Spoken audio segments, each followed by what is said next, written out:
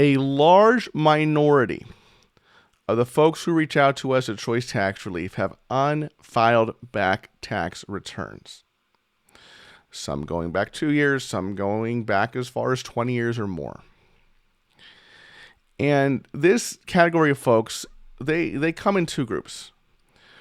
The first group is the group against whom the IRS is aggressively pursuing these tax returns. They may have assigned a revenue officer to these individuals to collect the tax returns. They may have even started or completed substitute for return SFR proceedings against them and have assessed a tax based on those SFRs and are now attempting to collect taxes based on that SFR assessment. Now, and then there's the other group of people who are like, hey, I haven't heard anything from the IRS. I know, they haven't sent me a letter or anything. Now, to that group of people, I'd say the IRS probably has sent you a letter. It just may not have your updated address because you haven't filed in so long. Okay. But the common thing with both of these groups of people is there's a sense of guilt and there's a sense of, wow, when is the other shoe going to drop? And this is really going to screw me over, right? This situation. Now, that first group, if they're all the way down those processes and the IRS is now levying their bank accounts and garnishing their wages based on the IRS's own SFR assessment for the unfiled years, they're already in the deep crap, right? They're already there.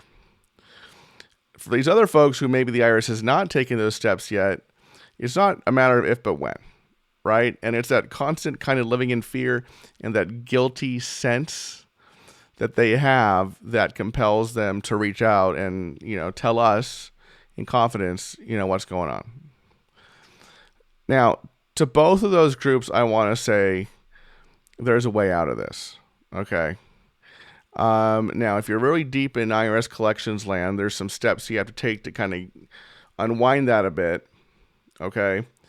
But, if you're one of those folks for whom, hey, the IRS isn't in your bank account yet, they're not garnishing your wages yet, it is much better to get on top of this and fix the situation now than wait another couple years, looking over your shoulder, is the IRS going to come after me? And that's when they do.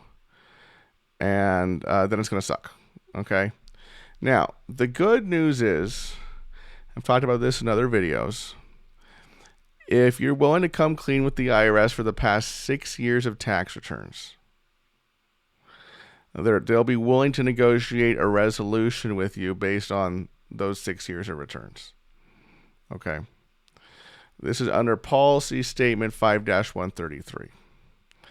Now, in some cases, we see a revenue officer is assigned. He or she believes that there is collection potential for years beyond the 6 years. They get approval from their manager. They demand years beyond the 6 years.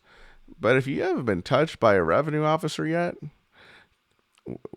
to collect your delinquent returns, chances are pretty good that you can get back in compliance now, discreetly get back in compliance now by filing the last 6 years of tax returns and getting in some kind of resolution for that debt. Now, I've said this in other videos as well. Policy Statement 5-133, that's the 6-year rule. That's not law. That's simply IRS internal policy. They could overturn that at any time. Folks, we have some folks who really want to play it safe. They understand the 6-year rule. They understand the implications of filing years beyond the 6, and they want to do it anyway. They want to do it anyway. Why? Because the 6-year rule does not say that the assessment statute starts running on years older than 6 years. Okay? Unless you file an actual return for a year, the IRS's assessment statute limitations, that's the time limit they have to assess a tax debt for that year, it never starts running. So theoretically, let's say the IRS revokes and takes back Policy Statement 5-133 at some point in the future.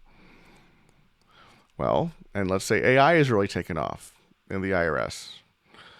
They could theoretically go back to those years beyond the 6 years at that point and assess taxes for those older years, all those penalties and interest. Okay. At this point, it seems like a far-fetched scenario, but a lot can change in 5 years. A lot can change in 10 years. Okay. I just want to make sure you're aware that there is some risk in relying on policy statement 5-133. Some people are not forthright about that. We want to be forthright about that. Okay. Now you have the challenge of, all right, I'm either going to file all the old back tax returns or only go the last 6 years relying on policy statement 5-133. What's my next step? How do I even get started? First thing you want to do is you want to pull your IRS wage and income transcripts. You can do this online if you have an IRS online account. It's not hard. You pull them. Your wage and income transcripts are going to show you all the documents, all the tax documents that were issued in the name of your Social Security number, that were issued in your Social Security number to you year by year. All the W-2s, all the 1099s, right? All the 1098s, okay? All of them. Now, if you have, let's say, a single member LLC or something, you'll also need, well, hopefully you've kept books for your business. But if not, at least some kind of a starting point for you if you don't have access to the bank statements or anything like that, is you can also pull your business transcripts. You can't do this online. You got to call the IRS for them, okay? And they'll send them to you, right? Because if you're that single member LLC and you haven't elected for that LLC to be taxed as an S corporation or a C corporation, that's going to go on Schedule C on your tax return. Just like 1099 NEC is issued to your personal SSN. And I have a wonderful video on completing the Schedule C on your tax return. Link to that video here at the top of the screen. So at least, okay, now you have your 1099s. You might have an idea of your gross income for, and your W-2s and things like that. Now, what the IRS doesn't really have records of, they have lots of income records, right? W-2, how much did you make from your job? 1099 NEC, how much did you get paid as independent contractor? 1099 interest, how much you make in interest? 1099 dividend, whatever. Now, there's some exceptions, like, for example, Form 1098 tells you your mortgage interest deduction, right? Like the 1098 series can give you, information on that. But by and large, the IRS doesn't know a whole lot about your deductions, okay? Your credits, what you pay for. And that can be the most challenging part of doing these tax returns that are years and years old.